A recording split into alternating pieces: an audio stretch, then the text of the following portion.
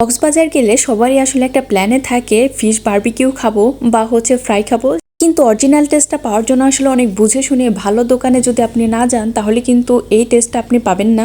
যেমন প্রথম দিন আমি একটা ভুল করে ফেলেছিলাম। আমি প্রথম দিন যেটা করেছিলাম, অনেক দোকান ঘোরাঘুরি পরে আমি গেলাম কক্সবাজারের স্ট্রিট ফিশ মার্কেটে।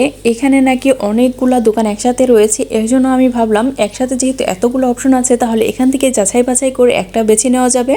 কিন্তু তখনও জানতাম না ভুলটা আমি এখানেই করে ফেলেছি। এখানে একটা দোকান থেকে আমরা একটা মাছ পছন্দ করি আর সেটার বারবিকিউ করতে দেই, কিন্তু যখন আমরা বসেছিলাম তখন আসলে দেখতে পেলাম যে আসলে যারা এটা করতেছে পেছনে একটা নালা আছে, সেই পানি দিয়ে হয়তো বা এটা করতেছে। আর যে পাত্রে আমাদের সার্ভ করেছে ওইটা একদমই পরিষ্কার ছিল না, আর একদম বালি দিয়ে কিচকিচ করতেছিল, একদমই টেস্টটা ভালো ছিল না, ভেতরে কাঁচা কাঁচা ছিল। সব থেকে বড় কথা ফিশটা যে বারবিকিউ করবে কয়লার আগুনে, সেটা তাও ছিল না। এটা মনে হয় শুধু গ্যাসের আগুনের তাপ দিয়ে কোনো রকম, মানে এই যে দেখেন কি পরিমাণ আগুন জ্বলতেছে, কোনো রকম তাপ দিয়ে জাস্ট উপরে পুড়িয়ে এনেছে, ভিতরে কাঁচাই রয়ে গিয়েছিল। কোনো ধরনের বারবিকিউর টেস্টই আসলে পাওয়া যাচ্ছিল না।